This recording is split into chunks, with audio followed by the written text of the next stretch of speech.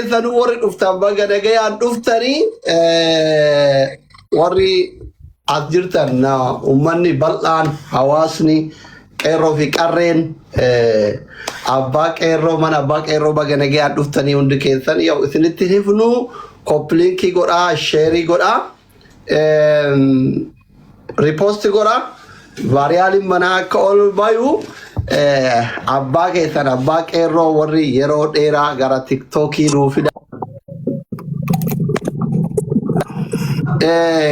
waan ka'uu qabu gaafilee gaafachuu qabdan yaada qabdan Oromoo maalitti jira Oromiyaa maalitti jirti egereen Oromoof Oromiyaa maali fuuldurri keenya maali maal ta'uu qaba warri jettan gaafii qabdan waggaa dheeraa fagootti ilaalaa turtan gaafilee keessan duraa duuban isinii gaafannaa innillee waan jedhu qabaa hammasitti hundumti keessan warri ergaa kenna dhaamsa kenna dhageettaniitiin qophiin nu eegaa turtan hundumti keessan mana abbaa qeerroof qarree mana Oromoo hundaa abbaa nama hundaa hundi keessan koppiliinkii godhaa sheerii godhaa qaama mootummaatii fi mootummaa warra yaada Jawaar deeggaruu fi yaada isaa mormullee hunda isaa fida nuti hundarraayyuu bilisa akkuma yookaan mana keenyatti jennu badaa way bilook na godhani ani deeggara kaafaa ollee miti abaa ollee miti badhaadhinallee miti dooktorii Oromooti kaa dooktorii ta'uu kiyya Jawaarillee har'a argitan keessatti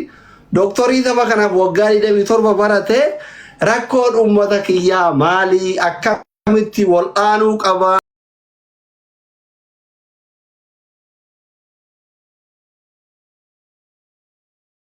yaaddeessuuf wal'aanuu barbaada dawaa barbaada waan ta'eef namoonni waan kana na waliin wal'aanuu barbaadan qaamni mootummaatii fi miti mootummallee carraan isinii kennama manaajmana hin goonaa tartiiban isinii kenna namoonni an isinii arguu dhabe mootu Jawaariin komachuun qabdanii anatuyyuu isin galcha carraa isinii kenna gaafii keessan tartiiban waan biyya keessan fayyadu waan saba keessan fayyadu akka gaafattan kabajaan isin affeerraa galatooma ulfaadhaa hundumti keessanuu warra dhuftan baga nagayaan dhuftan Hamzaa Ka'abbuttaa Gudar gaazexeessaa jabaa taate gaazexeessaa Chaayina diyoon goggore nurra laalina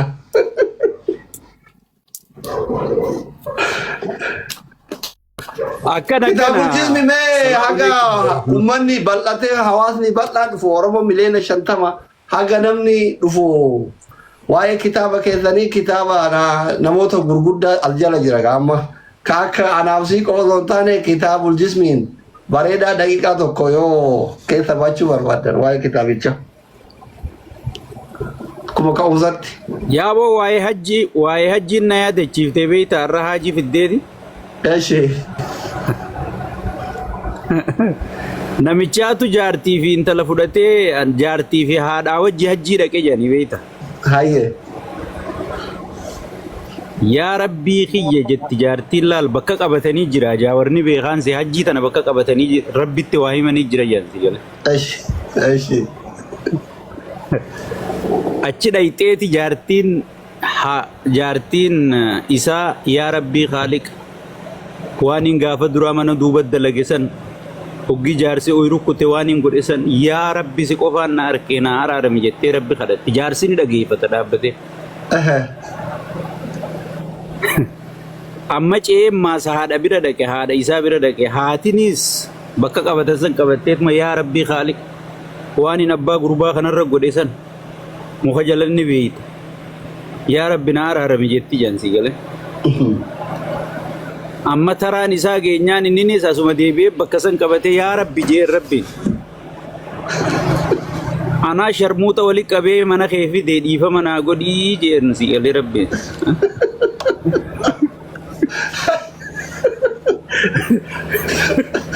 kaabaa jalatti waliin jedhanii kaabaa jalatti wanni hundin amma jawweedha wanni juu akka gaafa hajjii dhayte san bineensa nama nyaatu kana sii wali qabee Oromoo fideeti rabbi dhiifama gaafattee hin jaansi gale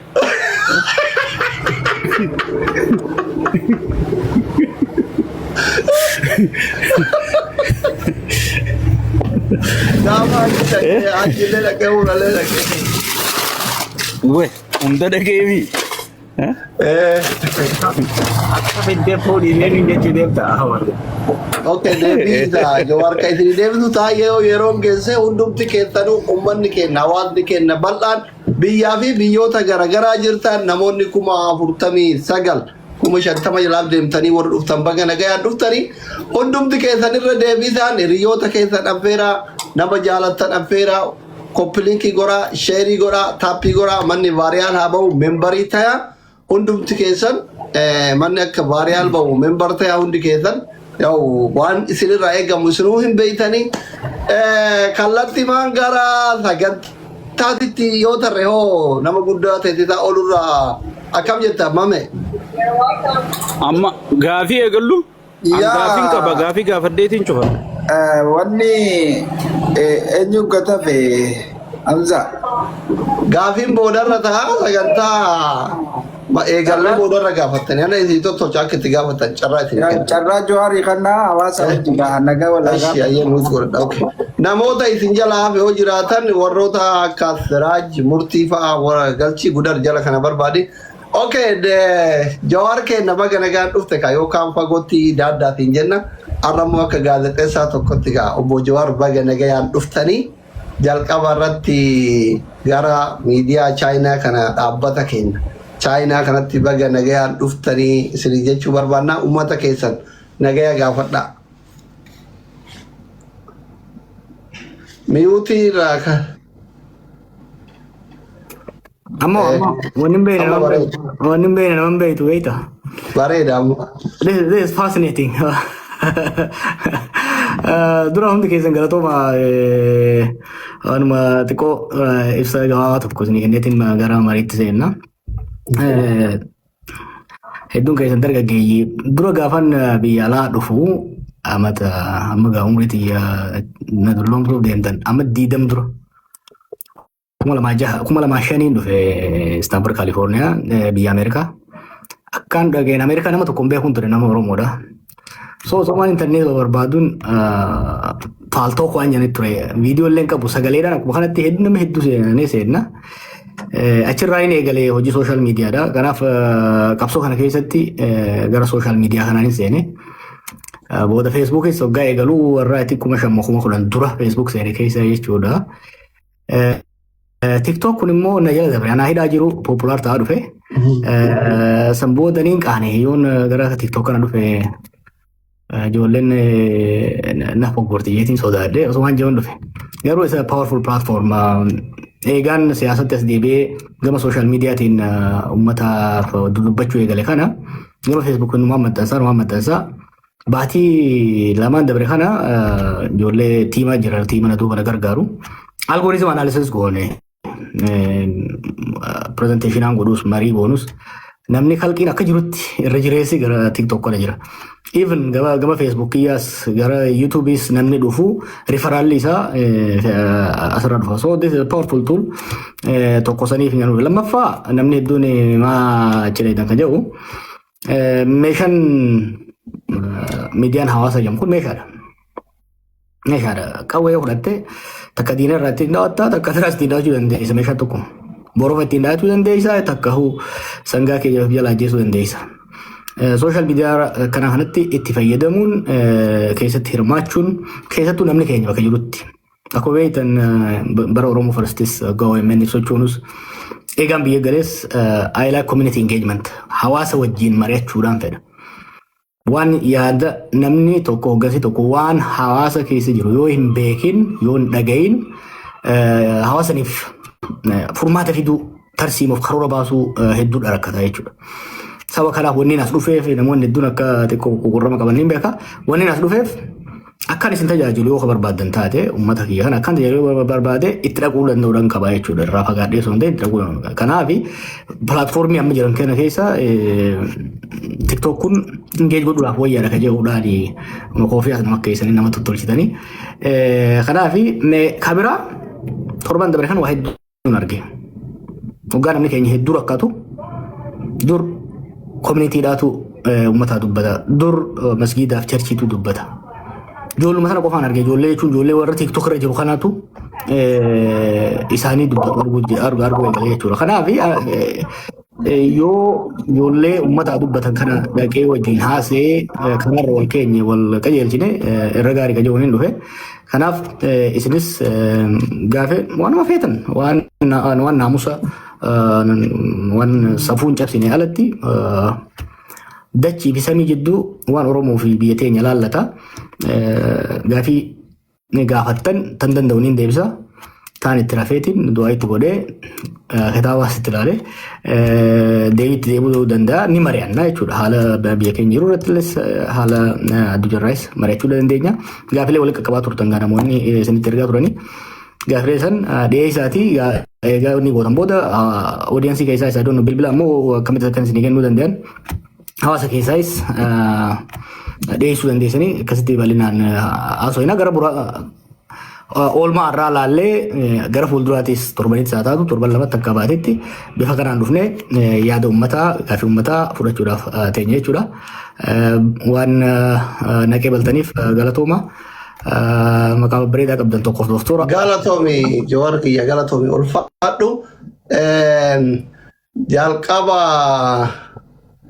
qaab jarjarra qabda ayyee gaafadhu. Hayyee galatooma warri ma dhuftaniiti hundi keessanuu mana kana miliyoona galcha arraboo du'aayii goonaati isinit du'aayii goona Oromoo fi Rabbi waan xiqqoon gaafatanii tanaaf miliyoona isin gaafanna galchaadha hangaafiiniin hin qabu yeroo baay'ee jijjiiramni kun eega dhufeerraa eegalee ummata Oromoo kanarraa du'aatiin buqqaatiin gudeedamuun hin dhaabbanne ummanni kun rakkina guddaa keessummeessaa jira. Jijjiiramni uummata kanarraa dhufee sin jiru. San gubbarraan mootummaan kun mootummaa Oromooti. Warri kaabaa yoo nu dhufe mootummaa keenya nu jalaa fuudha. Yoo abiyyichi kaaftan eenyuchi kaa'attanii warra kaabaa nuu fiduu deemtanii je'eeti namni dubbataa dhuguma akka namni juusan warra kaabaa fiduu deemtammoo waan qophooytanii jira. Itti aansuudhaan hooggansi gaafa dheengadda wal mari'attan san siyaatilitti marii guddoo gootan sun bartee mariin sun eessarra jirti. Eessarra geessee hajuu tasadaffaadha. Addi bilisummaa Oromoo wanti filannoon tun feeka. Filannoon tun hin barbaachiftu osoo jaaniiti ija guduunfatanii deeggartootaa fi namoota irra guddaa dhaga'uu didanii waan kana itti seenu qabna jedhanii itti seenanii har'a bakka bal'ataa wantiidhaa mollaafaan caffee Oromiyaa seenetti beenyaa lammii caffee Oromiyaa seenuu dadhabe. Dhuguma PP'n gartee maaltu mudate duraan parsantiin qoodaaf jeetii waadaa naqee hooggantoota garii shashawwadee akkasitti wanta godhe maaltu mudate sadeenuma tana gaafinti galatooma. Galatoome ulfaadhu walirratti deebifta moo takka takkaan jalaa deebiftaaf Jawaar? Lamaan tokko daballu. Okay. Murtii. Okay. Akkam jirtan isin hundinuu baga nagaan dhuftanii baga walaa garee galatoomaadha. Masduree sadii jalatti gaafuma muraasan qaba. Gaafiin kiyya gameessa rogeessa siyaasaa Obbo Jawaar Mohammadii fi gara karaanillee dhaloota bakkuma inni jirutti gabaa bakkuma inni jirutti waa itti gurguratanii baga dhuftee jennaani akka namoonni garii yaaduu miti. Bakka dhaloonni jiru duraanis hafeen beeku. Especially social media namoota itti fayyadama social media namoota gurguddaa akka biyyatti jiran irraa barsiisee keessaa tokko isa. Gamanumaan gaafiin kiyya dhimma as dhiyeenya kana hundi keessan gurraa qabdan yaada qalbdan dhimma diinagdee gara Harargee kanatti danqama diinagdee jimaadhaan wal qabate especially Haji Jawaar as dhiyeenya waan addaa takka nuun jee ture waan sanii yoomnu biraan keessa kana jechuun gaafa shufeerran ajjeefaman gaafa gareen muraasni magaalaa Adaamaa tana qubattu wal jaartee uummata keenya irratti bifa saniin saamichaa fi buttaa akkasumas mancaatii qabeenyaa gaggeessan viidiyoo agartee hooggantoonni ta'anii hordofan na bira ga'ee jira. Dhiyeenyatti simbiraan geenyaa sarpiraayiziin ta'inaa waan jiru tokko garree sunillee hedduu malee nu yaachisee eegu jirra. Rakkoon diinagdee kun yeroo hedduu rakkoo dubbatu jira nuti gahee keenya furmaata waan sanillee kaa'uu yookaan hawaasatti himuun dandeettii keenya waan hin ta'inii fi kabajamoo Jawaar Mohaammed gama kanaan rakkoon kun eessaa ka'ee furmaanni isaa maali jettanii yaaddu? Gaaffiin lammaffaadhaa dhimma buqqaatii ummata keenya Arsiiti.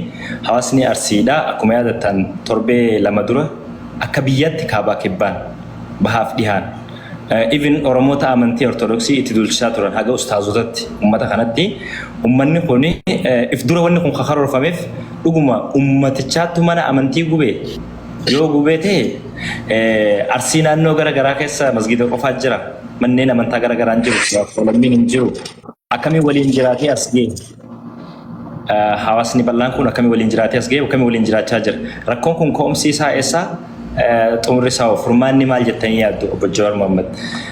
Gaaffiin sadaffaadhaa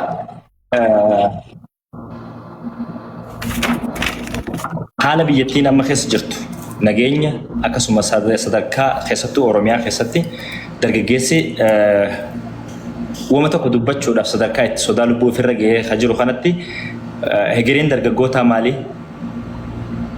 Dargaggoonni Oromoodha akkasuma immoo dhimma daangaati irraa gadi fageessee kan inni dubbachuu barbaadu dhimma daangaa wal qabatee rakkoon kun yeroo waggoota 8 dabreef cinaaksaniin mooyyaaleen akkasuma gara Baalee kanaan keessatti ispeeshaalii gara Somaalee wal daangessuun jarri kun hayyama eenyurraa harkataniiti as torbuma kana keessa akka ragaatti isin dhiyeessuun danda'a gara nama 5-6 kan bordoddeetti ajjeefaman maaliif irra deddeebiiwwan kun godhama akkamitti eenyu abdataniiti bulchiinsi mootummaa naannoo Oromiyaattis mootummaa qaba waraanaa fi qaba uummata kana bulchaa naannoo Somaaleettis ta Oromiyaa hungeenya sila humna akkamii abdii eenyu qabaattee daangaa kanaan dhidhiibamiinsi daangaa butamiinsi daandii saamichi qabeenya diinagdee uummata keenya akkasuma maqaballeessiin hawaasa bal'aa irratti godhamaa jiru kun ka'umsi isaa maali? Xumurri isaa hoo rakkoon kun furmaata bifa akkamiin argatuu danda'a? Dhaloota kanaafis hawaasa nu daawwatuufis osoo ifa nu gootanii jaa galatoomaa alfadhaa.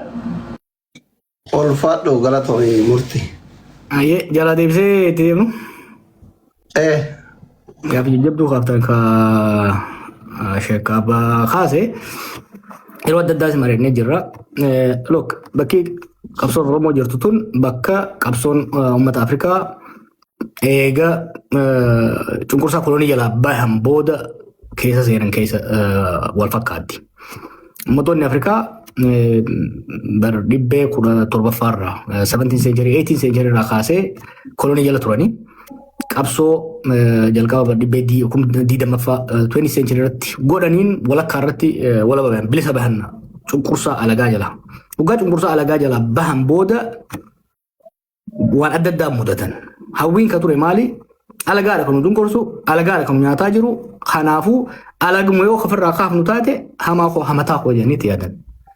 San booda jaatamoota keessa Koongoo kaasii Zimbaabuween booda garuu Keeniyaa biyyoonni hedduun sirna kolonii Biritishaa taatu, ka Firaans taatu, ka Poorchugiizaa taatu jalaa walaba bayan.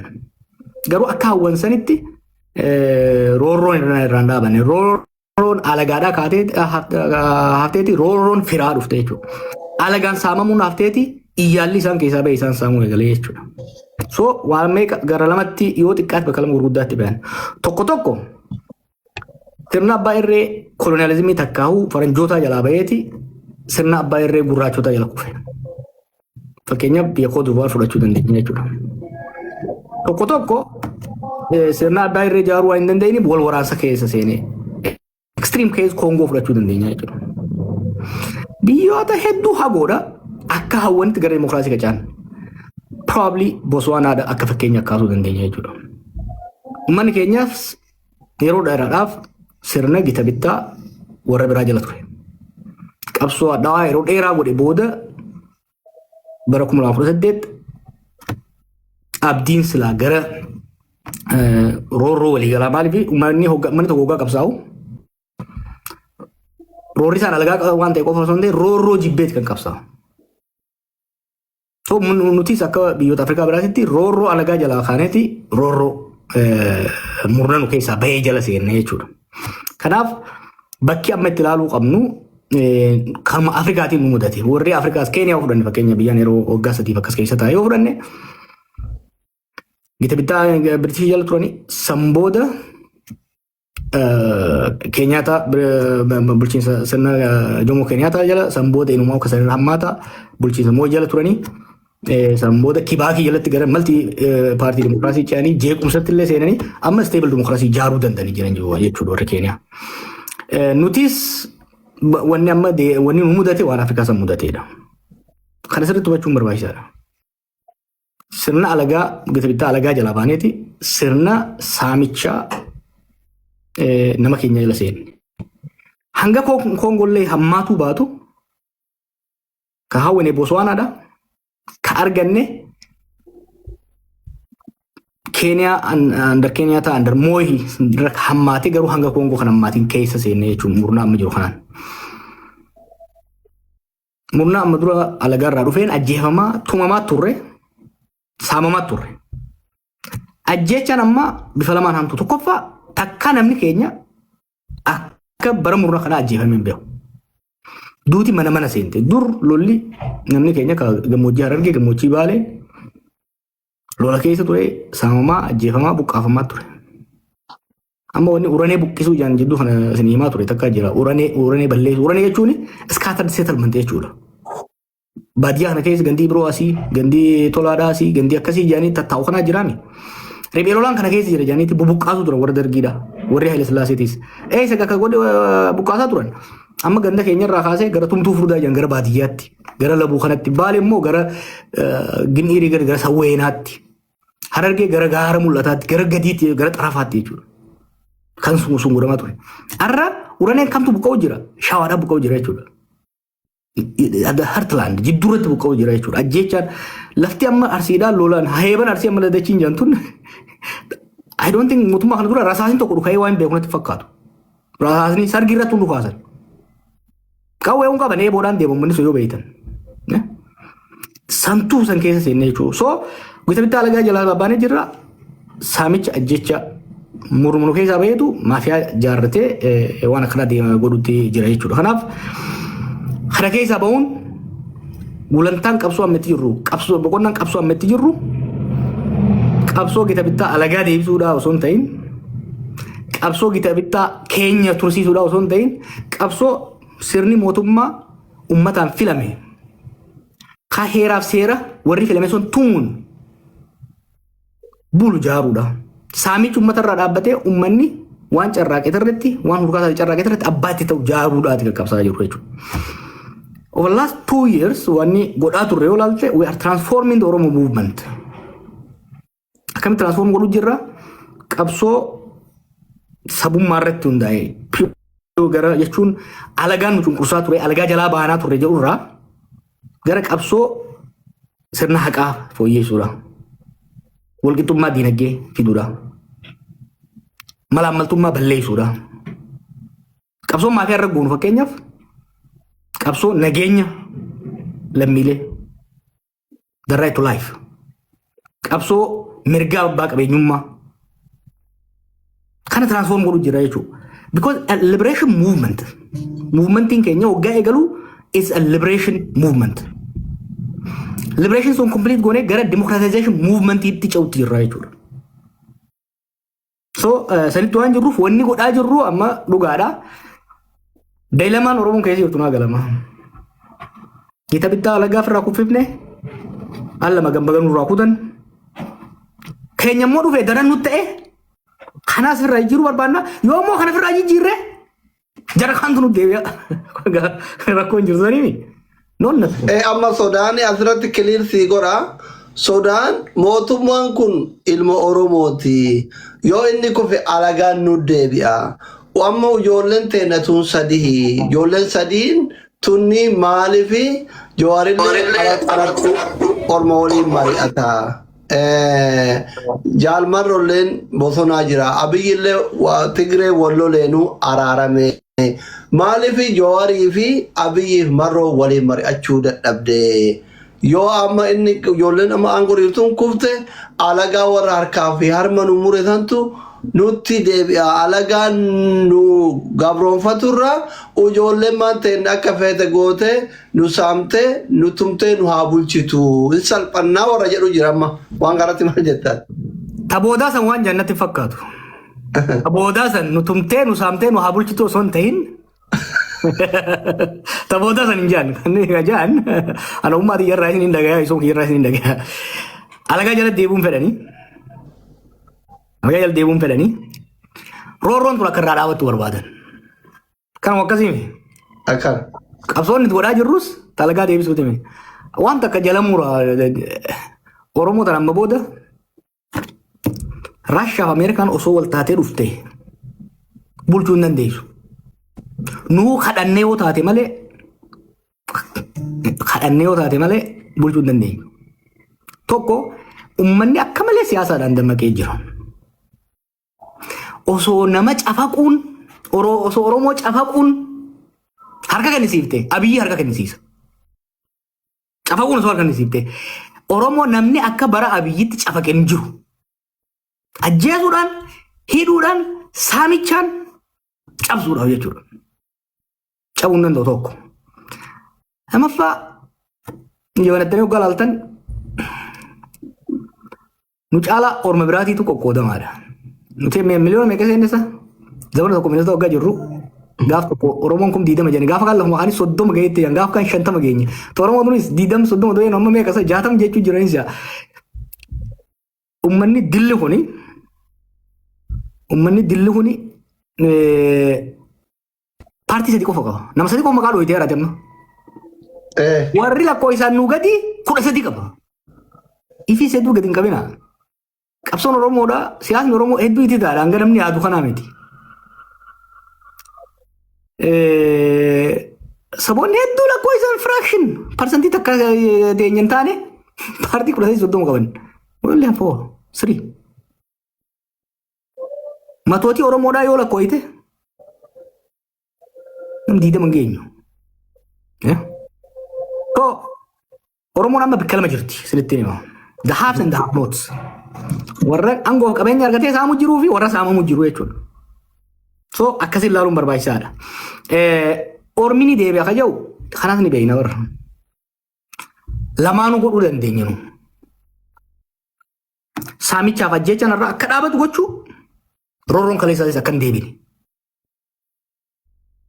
Taqabnu jabeeffachaa tanurraa irra guuttachuu ni dandeenya. Qabsoon amma godhaa jirrus ajandaa biyyasanii eenyu seet godhu jira amma. Who is setting it? We're doing it. Waan godhamu qabu godhu jirra jechuudha. Abiyyoo kutee maal dalagnee jiraan. Amma bar ashaaturummaas barannee jirra. Siistamaas barannee jirra. Amma Itoophiyaa tana dur ittuma qabsaa'u turre. Muuxannoo riizistaansii qofa qabamna. Siyaasni siyaasa qabsoodhaa wal'aansoodhaa qofa turte jechuudha. Amma garbichi jeene bulchiinsaas barachuu jirra amma. Waggoota 8 kana nu saamaatis nu ciraatis wanni irraa argannees ni jira. Biirokraasii barachuu jira jechuudha. Biirokraasization of the state. Of course waggoota 35 dabre kana wanni Oromoon build tokko jiraate state would build godhaa dhufne. Biirokraasii keessa seenaa dhufne. Security keessa seenaa dhufne. Hoggaa seenu immoo eenyummaa qabanneet kan seenaa jiru jechuudha. Kanaaf jarhaantu dhufa maaltu dhufa ka jiru hundatti mul'atu dhufuus hin danda'u dhufuus turuu hin danda'u. Kanaaf lammaffaa orma kaan wajjin haasofitannee haasofina kana. Biyya warra waliin qabnu dhiisii warra ollaa wajjin isa haasa'uu qabna. Maaliif nuti uummata guddaadha. Yaadattanii dur tokko waan jechuu ture zaman wayyaaniitis zaman jijjiiramaa ta'es. Oromiyaan tasgabbaa'uu baannaan abadan ollaan tun tasgabbooyitu.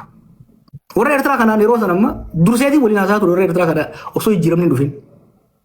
Jijjiirama san keessatti akkan gufachiifne maaliif jijjiirama san keessa stakeholder akka ta'aniif jechuudha. Maal wanni jechaan biroo san Oromiyaan tasgabbaa'uu baannaan isinis nagaa hin argattanii jechuun ture. Was I wrong? Oromiyaa jeequmsi dura ka'ee gale Oromiyaatti. Abiyyiinis wanni jechuun ture maali? Oromiyaa tasgabbeessitee uummata kana xaarii waggaa 50 kana xiqqoo irraa gadi qabu baannaan abadan sireen ta'e tasgabbaa'uu siree kanarra tottolfattee taa'uu hin dandeessu jechuun turre jechuudha. It didn't happen. Kanaaf nuti wanni godhuu qabnu maali? Eertiraan jeeqamaa nuti nagaa argachuu hin dandeenyu.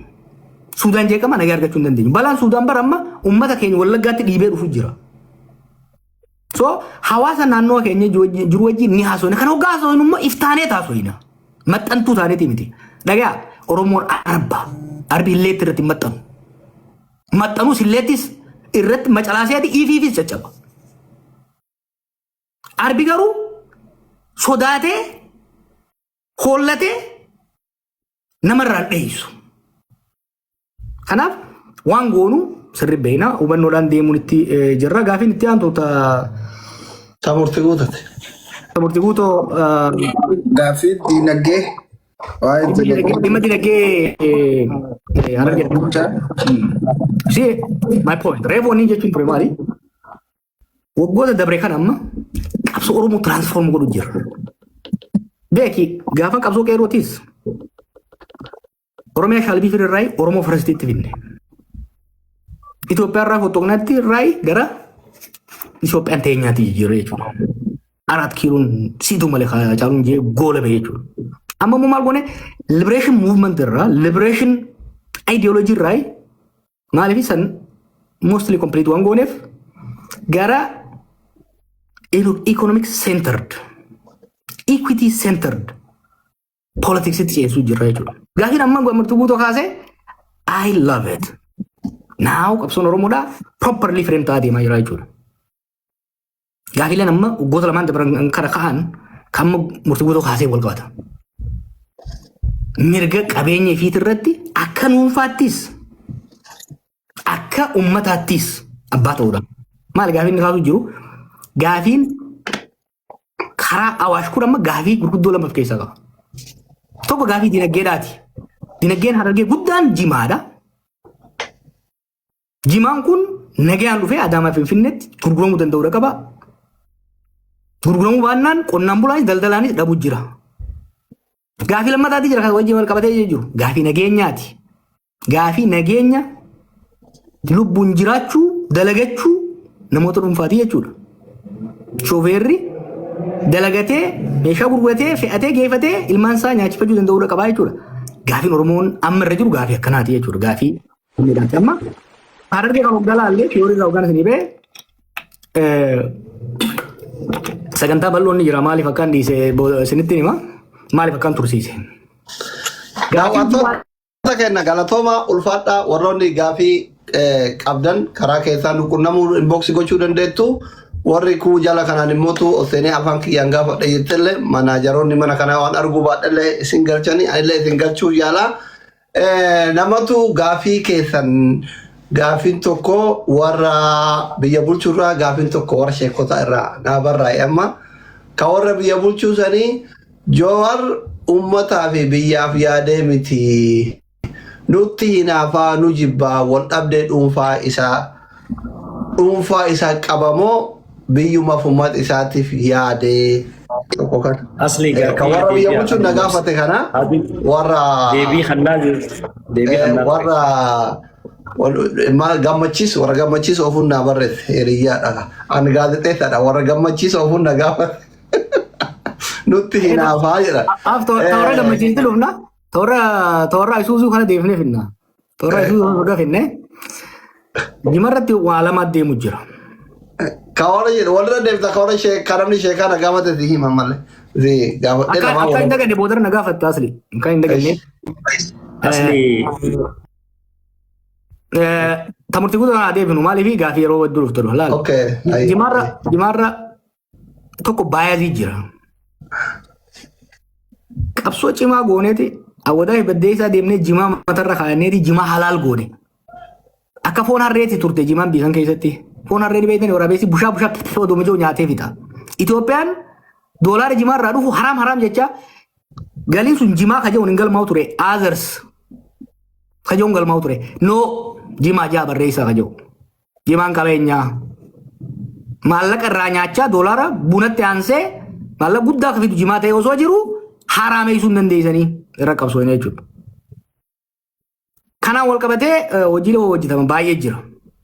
Mootummaanis waan jijjiiranii qaba. Fakkeenyaaf Jimaa kilaasifaayi godhee jira. Garuu hin deemne. Keeniyaan fakkeenyaaf Jimaa hanga keenyaan qabdu. Garuu Department of Agriculture jalatti diviizhinii Jimaati jira. Jimaan loobii mataasaa qaba guma marti guutu. Loobii mataasaa kaarteelaa qaba.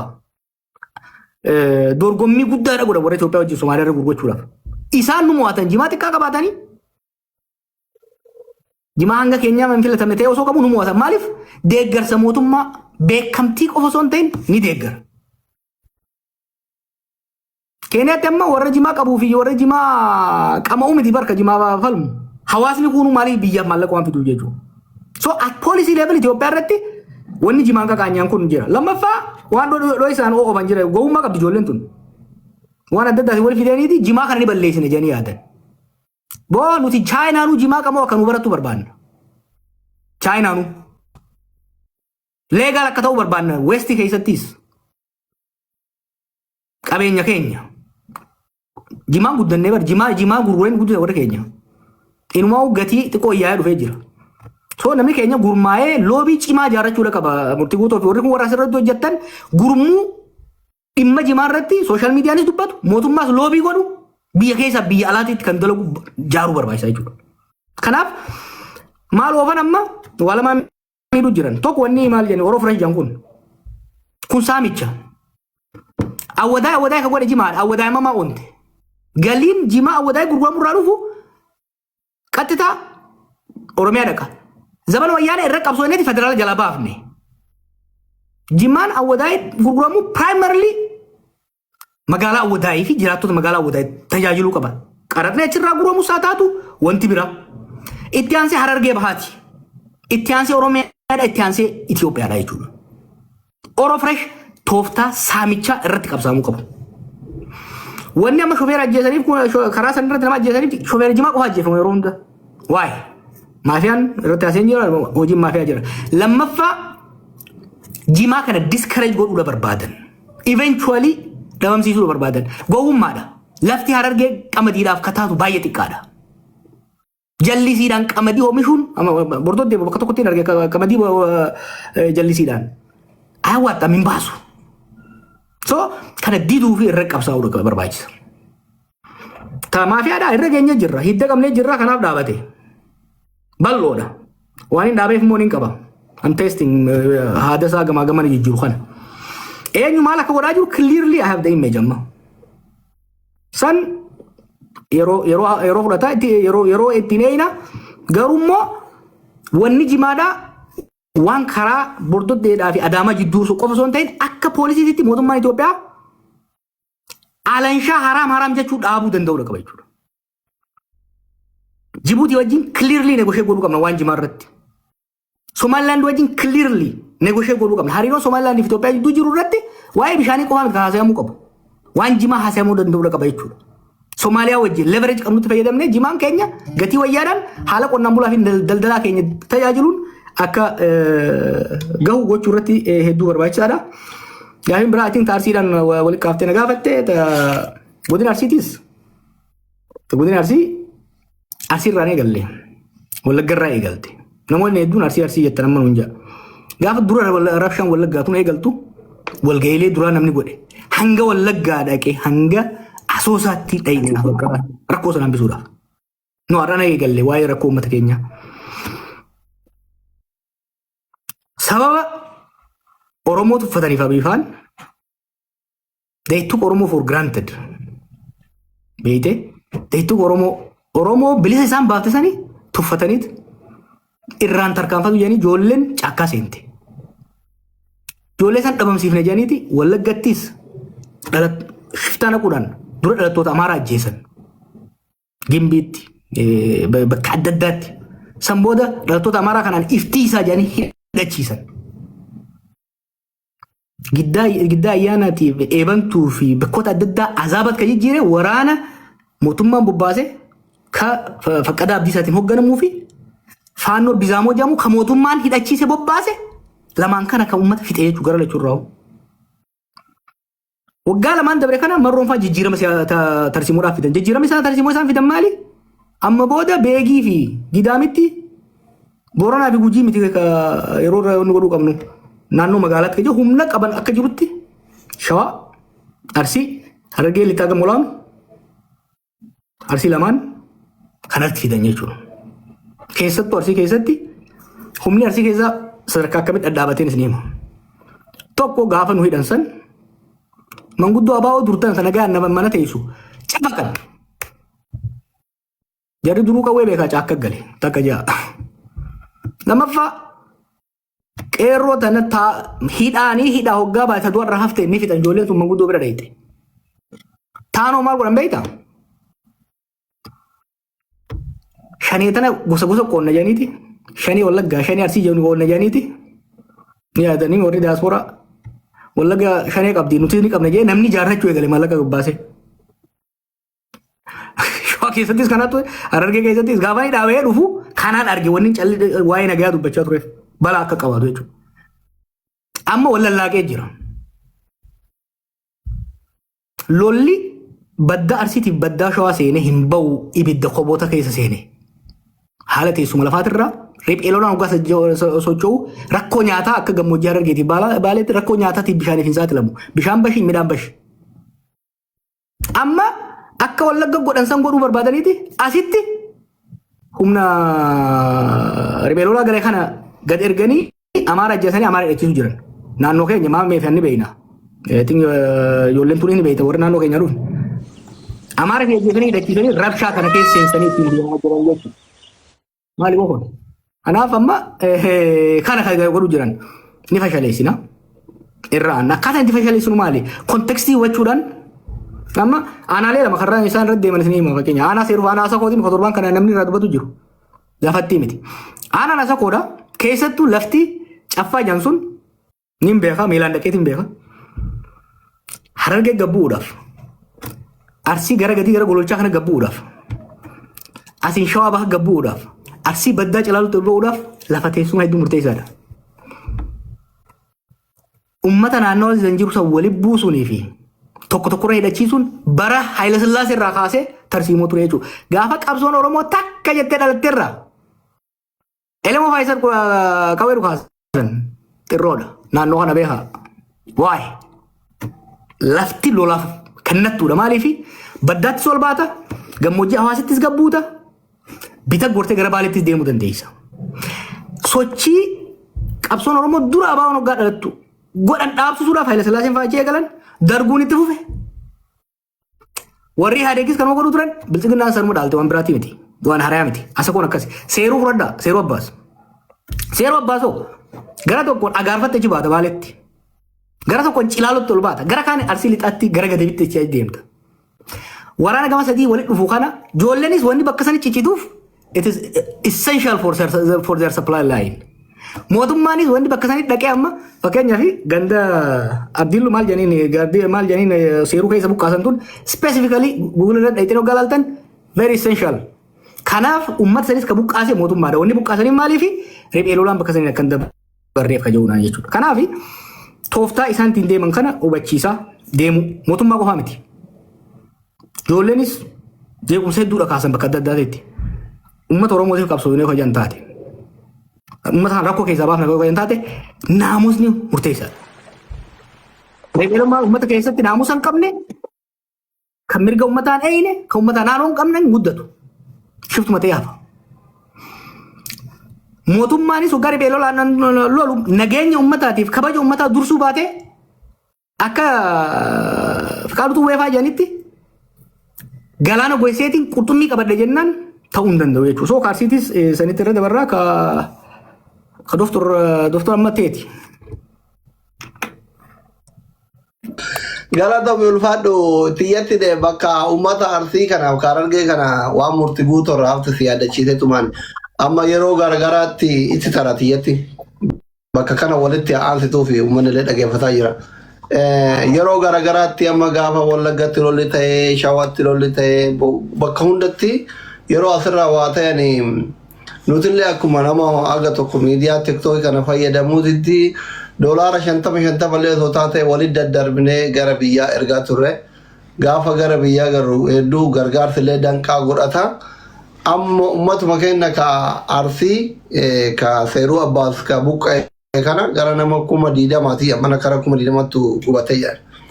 Asirratti namuu quuqama dhuunfaa isaatirraa qabu kun harcee bitaa, kun qamadii dheedhii bitaa, kun zayitii bitaa, kun firaashii bitaa homa garaa godha.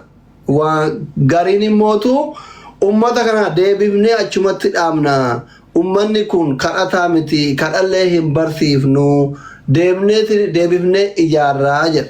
Yaada kana yeroo kaafnu warri mootummaa immoo karaa buusaa gonofaatiin birrii walii guuraa ergaa jedha. Achi malee hin ta'u gargaarsi. Amma waan kana ummata kana deebisanii yaada ijaaru mana kana guban kana ijaaru moo karaan ittiin ijaaru hin jiru kun birrii karaa buusaa gonofaatiin jettanii sararullee gaafa ummanni keenya karaa argee buqqa'e lootorii ummata tokko fooqii hundaan ijaaramee jedhanii waan kana wal qabsiisi ummata buqqa'u kana. Sila bakka inni buqqa'etti namuu haguma danda'e harcee haa bituuf moo harcee zayitiif firaasha sharaa haa bituuf moo hamma danda'een ummata kana achi deebisuuf furmaata moo warra buqqa'e kana furmaanni isaa maali jettati Jawaar? Furmaata yeroo gabaabaatii fi furmaata walumaa wal qabataa dhiifama yoo carraa naa kennitanii gaafima kana walirratti nu haa deebisu. Assalaamu alaikum akkam jirtan jechaatiin ana Jamaal. Sagaleen kee dhagamu. Sagaleen hin jiru? Tisirgitee afaan sirreeffadhu. Ayyee galatooma ulfaadhaa galatooma. Kanumaa wal qabatee waa'ee buqqa'iinsa hawaasaatii wal qabataa gaafiin kiyyalleeni.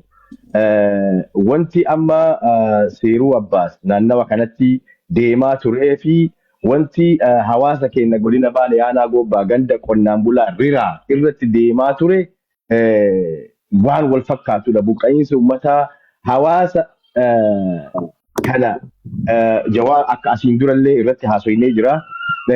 Uummata kana ji'a 3 dura buqqisanii sharaa jalatti lafa misoomaaf jedhanii akkuma beektu lafa misoomaaf jedhanii uummata kana buqqisanii gongomaa lafa gammoojjii uummata lafa qabbanaa keessa jiraatu uummata qabeenyaa fi lafa isaarraa midhaan isaarraa buqqisaniitiin hadda gongomaa lafatti badhetti naqanii jiran. Sharaa jalan naqanii ji'a tokko dura roobni itti roobee daa'immaniif haawwan achi jiraatan san akka viidiyoo miidiyaa kana gubbaa arganitti uummata kana haroon fudhatee sharaa isaan qabanii harcee isaan qaban roobni jalaa dhiqee uummanni sun hadda badhetti darbamee akkasitti jira. Kanaan wal qabatee otoo hawaasni kun akkana jiru namoota tokko ganda keessatti hafan, riratti hafan, horiidhaan achitti hafan, daa'imman isaanii harkaa beeloytee ammallee kan gongoman naqan daa'imman harkaa beela'ee oddoo duraan qabanii dinnichaaf goommana fudhachuu jum'aa dheengaddaa kana rira dhufan.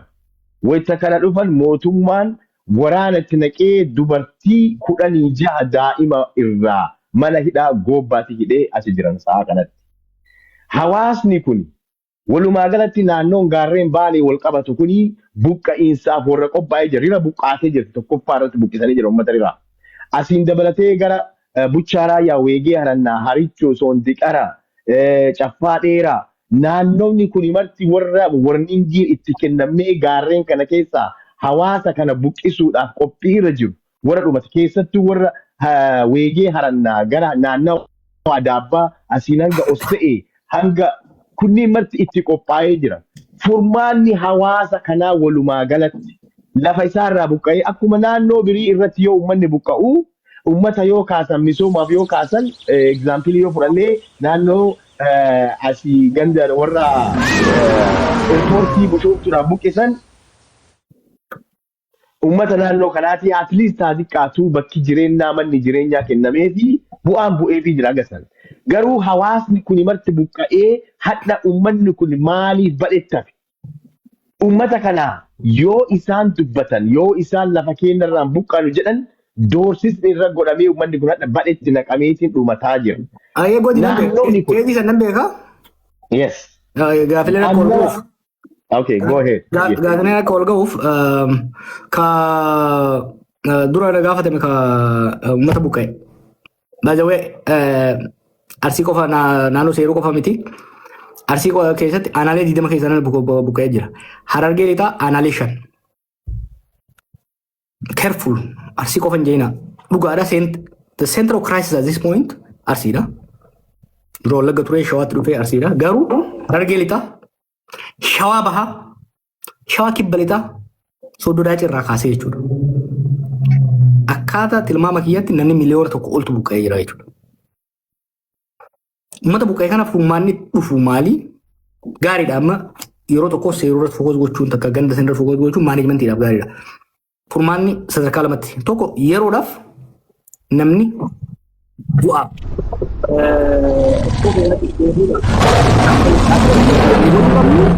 waan ittiin jiraatu waan yeroodhaaf ittiin nyaata nyaatu geessuun gargaaruun barbaachisaadha.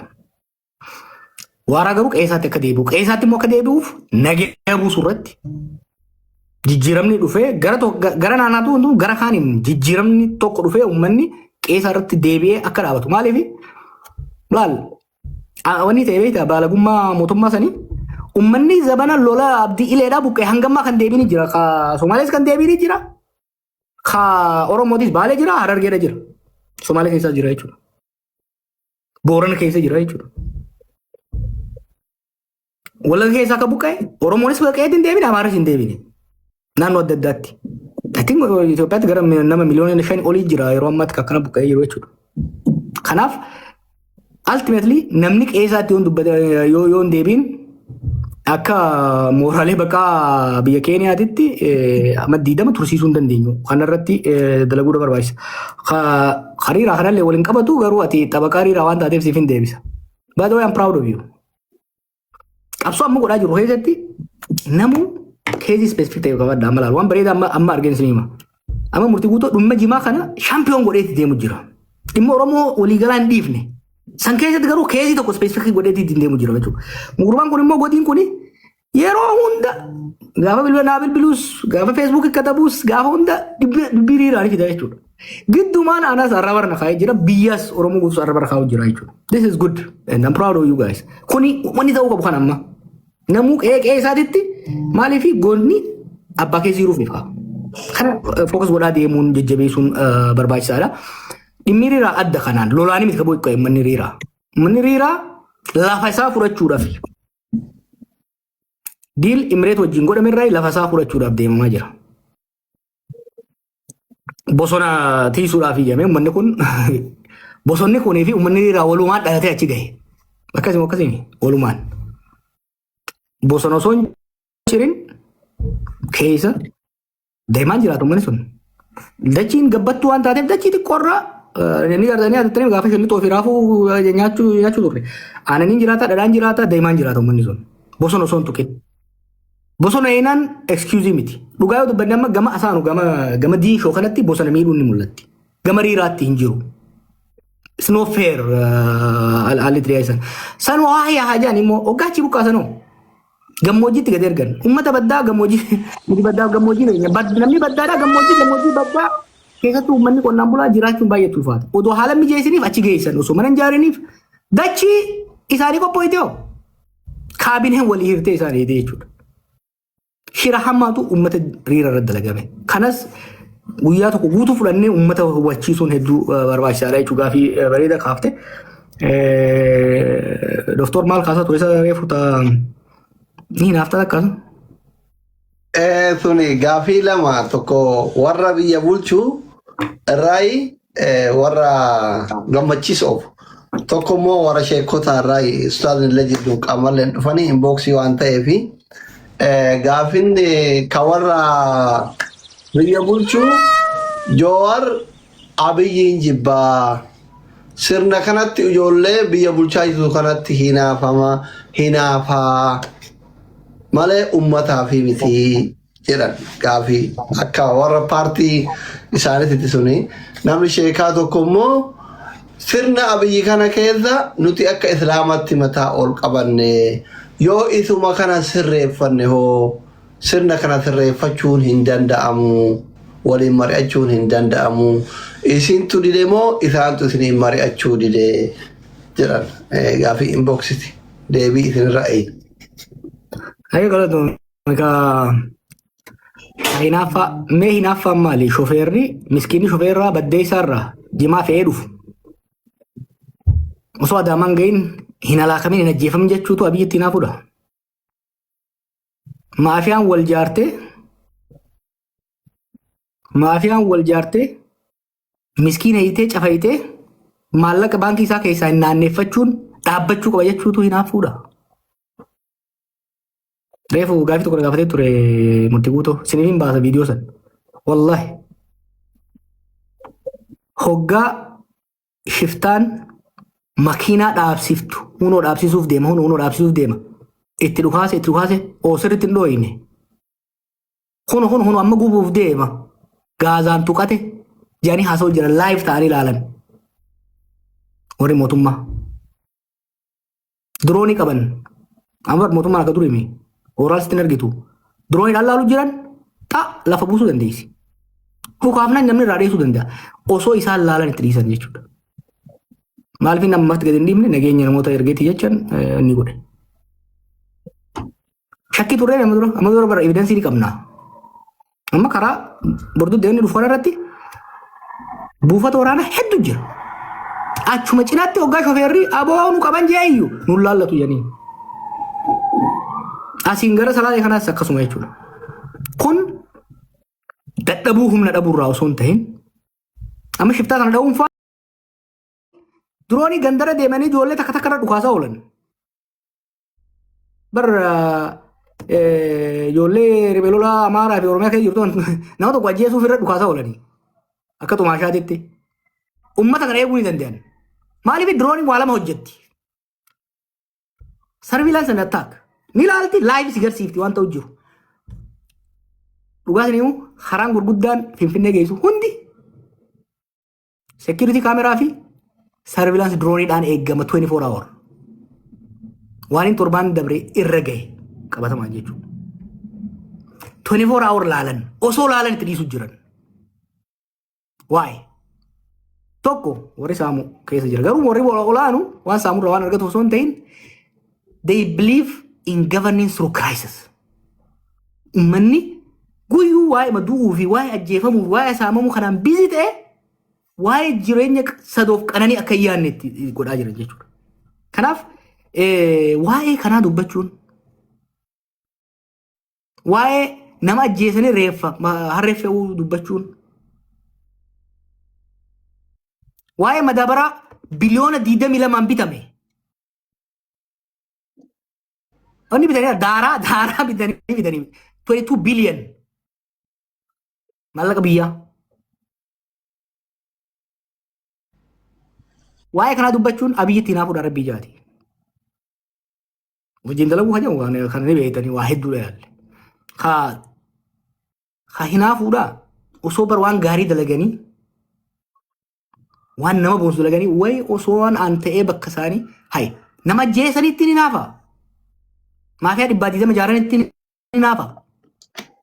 Uummata miliyoonaan buqqa'u kana aan buqqisuu dhabeeyyeetti ni naafa jiran. Sanii miti. Ankalee isaas ijoollummaan qabsoo dara seeni. Osoon siyaasaa bitaa mirgaan beekin roorroo qeenna dhufteetu ija kiyya duratti waanin argeetu qabsoo na seensise. Saamicha naannoo keenyatti gabaree teenya irratti ajjeechaa godhamaa ture.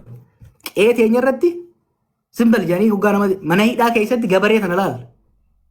Ruumi xiqqaa kana keessatti xaabiyaa jalli nu bira astiin dagachuu hin danda'u. Akka qoraanitti akka itti dhiibaniitti cufan turan. Ansantu qabsoo na seensise. Har'aas irraa dhiisee ture yeroo ga'a amassadii dhiisee keenya jiraachuun ture. Hammaataa deemnaaniin siyaasa deebi'ee jechuudha. Ammas taanaan hinaaffaa isaanii osoo hin ta'in gocha isaan godhaniitu na deebise. Waa'ee musliimotaa mirgi bilaashin mootummaan sii kennu tokko hin jiru. Oromoonis waan argatte dhiiga fiitiin argatte qabsoo fiitiin argatte. Waggaa 50 itti dhumnee itti cabnee itti arganne malee fakkeenyaaf wayyaaneen maal jechuudha federaalizimii isinii kan jette federaalizimii isin nuun kennine nuutu qabsaa'ee nama keenyatu abboota keenya qabsaa'ee fide.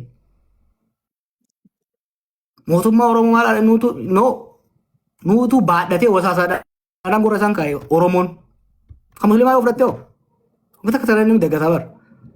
Qabsoo qeerroo fakkeenya akka ta'e qabsoo dimsaa chinisamaa jedhamu.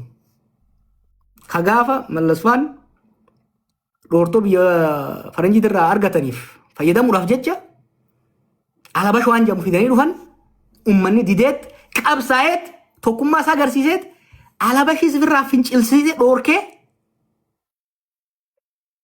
mootummaan itti dhufte yoo jara kana yoo kadee bifnuuf taate malee jarri kun ammallee nukaa jedhanii deebisan. Kanaaf sheekonni fi ustaazonni yoo qabsoo san keessa jiraachuu baattan afoon ilaahi. Garuu isiniitu isin jechuun jedhar ustaazotaan isa koreen 17 kadhaqee achi keessa qabataay. Jummaa waltajjii mormiititti jijjiirameetii warqa dhufe. Kadhaan kan dhufe hin jiru mirgi. Mootummaan abadan mootummaan takka kadhaan waan namaan gootu. Ta arganneef alhamdulillah jedhanii ta biraa gaafachuudha gaafata mootummaan. Amma booda immoo kana booda wanni duuba nama deebisuu illee hin jiru. Ustaazonni hedduu yaalan sheekonni gurguddaan anaaf abiyyi yeroo hedduu waliif fidan beeku.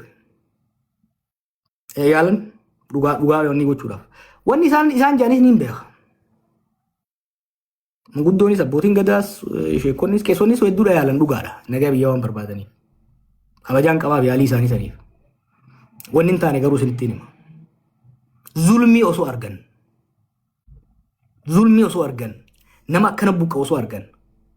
Shofeera miskiina garaa goggoifatee halkan san keessa. Barkaraa Zakaroonni kanaan dhufan ammallee karaa tokko jira karaa baddeessa irraa akka dhufu karaa caccabaa tokko san keessa deemee namni dhufa. Ittiin sanillee itti cufuun oolle amma. Halkan saniin hirriba dhabanii dhufan. Sanuma irratti yoo haawanii uummata fixaa jiran.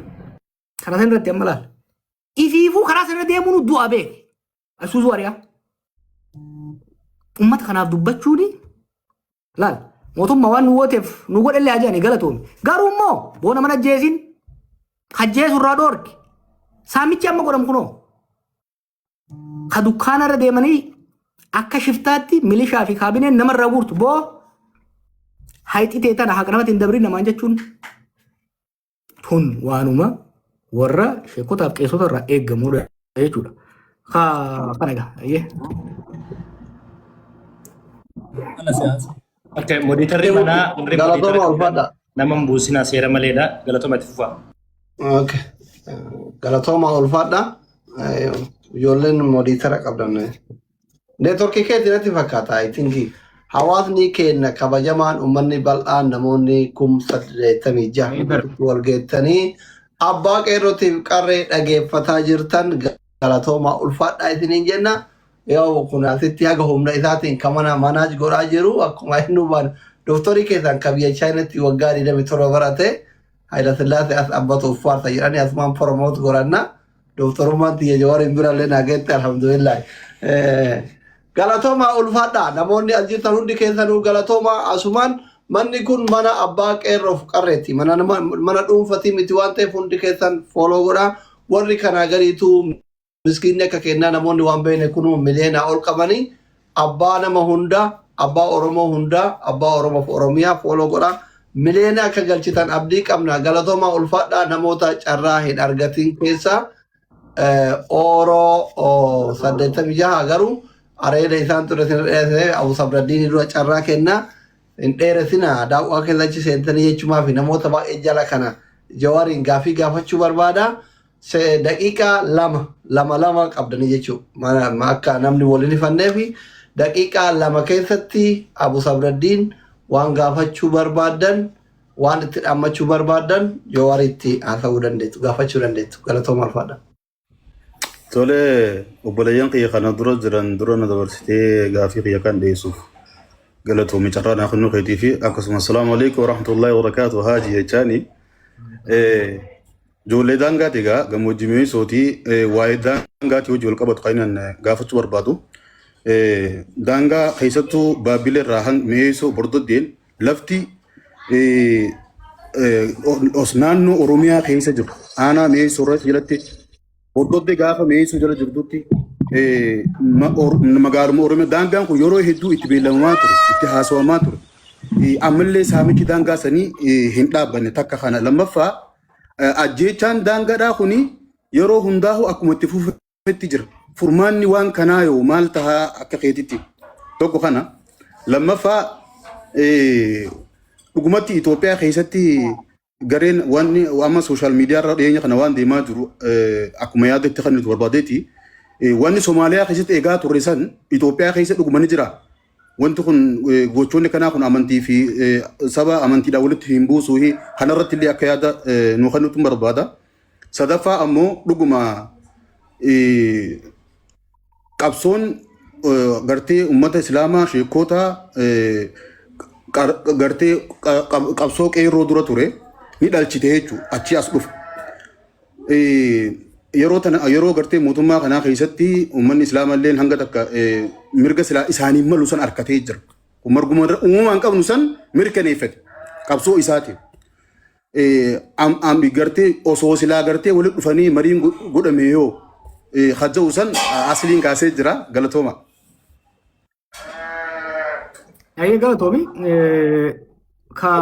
Koi Jor, so deebifnee orroo itti aansi namoonni yaada kannate saniif hin gabbu'e nama jalaayi namoonni akka yaada harkataniif murtii fi sheekaa sanaa gabbuuse sheekaa billee jechuu barbaadeeti warra carraa akka harkannuu fi waliin sodaatinaadha. Gaafii namni akka gaafatu Aslii fi Hamzaa mana akkasii keessummeessa orroon itti hafuuf walirratti deebisa. Orroo itti fufi. Warri carraa kana nuu kennitanillee Jawaarillee asirratti argamu feeti hedduu itti gammadee jira. Waan kana yeroo hedduu dura yaadaa turre akka ati asirra dhuftu sagaleen uummataa guddaan as gubbaa jira. Matti gaafii kiyya seena gaafii gaafii. Sagaleen kee hedduun dhagamu oro. Anillee gaafii haga afurii takka qaba amma dhagama Asli. Eesin dhagaa. Gaafii afuriin qaba. Tokkoffaa waan ideoloojii qabsoo Oromoo keessa jiru kana ilaallata. Akkuma beekamu ideoloojiin lamaa tokko yeroo hedduu hayyoota kennallee gargar baasee jira jedheeti ani yaadu. Tokko waan Itoophiyaa dimokiraatimsinaa jedhuu fi akkasuma warra biyya walaba taate ijaaranna Oromiyaa jedhu jidduutti wanni kun ideoloojiin kun haga yoom cinama walii osoo deemu osoo kiliiris hin taane osoo walis hin cabsine akkanatti goolii dhumaarra yoo geenne qabsoo uummata kanaa cabsaa jira yeroo hedduu wanti kun yoom hiikkata. Tokko namoota Itoophiyaa dimokiraatimsinee tasabaaf sablammii taatu ijaarra jedhu keessaa atillee nama hangafa. Warri akkasuma biyya walaba taate ijaarannaa lakkii Itoophiyaa dadhabne jaarraa abbaa gadaa irraa kaasee uummanni kun mata dimokiraasiin galuu fi miti jedhee warri akkasii qaban warra lakkoofsaan xiqqaa ta'ee miti jechuudha. Waan kanarratti ciminaan takkaa gatteettanii akka hayyoota uummanni kun qabuutti akka warra ideoloojii walabummaatiin deemuutii fi warra dimokiraasii Itoophiyaatiin deemuutti mari'attanii beektu yoo mari'anne hoomaaf kana naa deebista. Isa lammataa ijoollee amma bosona jirtu tama kalee yeroo qabsoo maastar pilaanii qabsoo qeerroo atillee hoogganaa turte harki wayyamni keessattuu yeroo isin mana hidhaa seentan Hacaaluun ajjeefame gara bosonaatti ijoolleen kun hedduun isaanii harka kanarraa booda jechuudha. Irra guddaan isaanii bosona kana seenan ilaalchi ati ijoollee tanaaf qabdu deeggarsi ati isaaniif gootu hoo jira maal? Ijoollee tana itti amananii rakkoon kenna qawween malee furamu jedhaniiti itti jirani. Akkasumas dogoggora isaan qabanis yoo jiraate gorsaa jabina isaan qaban jabeessaa wanni ati qarqaraa jirtu jira waan jedhu ka itti aanu ammootu hoogganaa qabsoo qeerroolee jechuu ni dandeenya. Hoogganaa OPDO duraanii obbo Lammaa Magarsaa irratti waan dubbatte qabda gaafa inni aangoo dabarsee Abiyyiif kennu. Tana dabarsee kenninaan carraan siyaasa isaa asirra dhumata jettee jirta. Akkuma jette isaan siyaasni carraan isaa dhumatee cal'ise moo lammaan rakkoo biyya kanarratti uummata kanarratti deemaa jiru kana arguu dadhabee haga ammaa waan tokko osoo hin dubbanne taa'amu. Waan inni karaa garaa jalaatiin hojjetutu jira. Waan jedhu isin lammataa akka yaadaattis si kaasu TikTok kanarratti dhaloota hedduutu asirra jira argaa jirta. Ijoollee beekamtii hedduu qabanitu asirra illee jira argaa jirta. Dhaloonni kun siyaasaafis ta'u hawaasummaadhaaf namoota akka kan keetii kanarraa leenjii isaan barbaachisa jedhee yaada. Waan hin taane irratti yeroo isaanii warri dabarsan lakkoofsa hagana jedhamee himamuu miti. Dhaloota kanaaf akka nama waan hedduu hubatee waan hedduu qabee deemuunitti guyyaa tokkos taatu sa'a tokkos taatu osoo waqtii nuu kennite bifa leenjiitiin miidiyaa kanarratti dhaloonni kun akka tartiiba tokkotti deebi'ee gara tokko luucca'ee hawaasummaa irratti barnoota irratti yeroo isaanii fi barnoota isaanii irratti waan hedduu irratti akka dabarsanii fi akka leenjii nuu kennitu kan akka yaadaa fi gaafii itti si dhiyeessa fixadhee jira. Galatooma. Ayyee galatoomaadha. Gurbaan beeksoo kaase. Edaa waan takka osuma waan furamuu osoo danda'u balleessanii jira. Waan hin qabatamaan beekuma gaafatte. Rakkoon daangaa sun yeroo dheeraatti gangalataa dhufe. Gangalataa dhufee referandamii goone jedhanii haalata qaba referandamii ni beekna. San booda bara qabsoo qeerroo kana ittiin daamsine jedhanii uummata wal fichisiisan. So sagantaa karoora lama tarsiimoo steeppii lamaatiin itti seenne waan san dhugaatti deemu. Tokko kan yeroo gabaabaa nagaya buusuu, lola dhaabsisuu fi nagaya buusuu. Sadaffaa furmaata waaraa jechuunis daangaan bifa ifa ta'een akka sararamu. Sadaffaa immoo hawaasni kun misoomaa fi hawaasummaadhaan wal hidhataa akka deemu jiru development project baafneeti kan deemne jechuudha. Moyyaalerraa hanga hardiimitti hanga naami lafa teessanii olta nama karaara jirtu tana. Maali gaa? Dooba? Doobaan gaman hanga mi'eessoo dabartee gara awaashitti dhuftu kanatti. Bordoddee na awaashina. Bordoddee. Hanga bordoddeetitti yaa. Moyyaalerraa hanga bordoddeetti gosoota lamaan jiran. Hanga konfiyuuzina godhanitti gaafa tokko waan ta'e hima.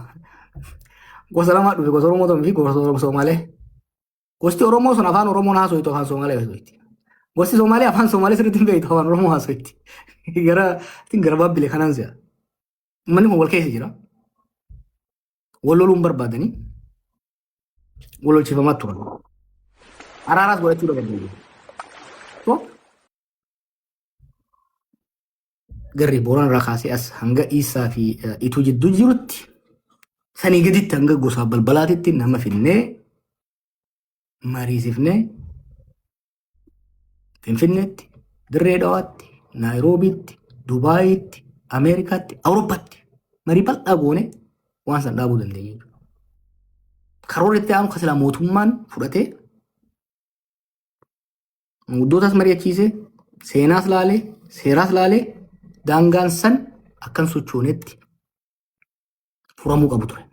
Hin goone dhaaban. Amajjaa nageenyi dhufeeti amma lamaan dabre kana hoggaa qabsoon eegaltu deebisanii eegalanii jechuudha. Ammas taatu dhaabbachuudha qaba. Maaliif warra hedduun deeme hanga isa baalee ganda garra riiraa kana gad hanga madda olaabutti deemee daangaa Oromiyaa ceenee laalle warra obboleeyyan keessa Somaaleetiis. Namu dachii fi ni beeka. Wanni godhuu qabnu maali? Tokko nagaya buusuu, lammaffaa daangaan ifa godhuu, sadaffaa pirojektii gurguddaa ummatoota daangarra jiran kana waliin akka misoomanii fi hidhata amma resource scarcity illee jira kontirbaandii hedduu kan uummata lolchiisu jechuudha. Kanaaf pirojektoota gurguddaa godhuu. Itoophiyaan hoggaa dizaayin gootu namu beektaa mana akka ifii ta'u ijaarratame akka isaa ta'utti. Warri ijaare akka isaa ta'u ijaare. Fakkeenyaaf waa'ee gumuruukaa kana fudhattan waa'ee kontirbaandii maal godhuu kana bakka biraan jiru bara. Naannoo Somaalee Oromiyaa gama bahaa fi kibbaa qofa jiru. Moyyaalee kaasii hanga gara Somaalilaandii seentu kana kanuma jidduu kan waraanni gannatamee deemu. Gara bishaanis guma waraanni achi deebi'ee godhamti. Kanaaf diinagdee kanaas diisentralaayiz godhuu. Diinagdeen Itoophiyaa yeroo ammaa harki 70 Finfinnee naannoo isaa irratti hirkatti. Maaliif fiwudaalonni hoggaa ijaaran akkasii diizaan godhan. Diinagdeen Itoophiyaadhaa keessattuu uummata qonnaan bulaatiif uummata tiifatee bulaa gara gammoojjii jiru kana irraa saamuudhaaf malee takka itti kennitee hin beektu. Uummanni Harargee waa keessa jiru bar baay'inni isaa xiqqaa seera. Probably 7 to 8 million. Harargee lamaanii meerii jechuu jiru Harargee bahaa qofa.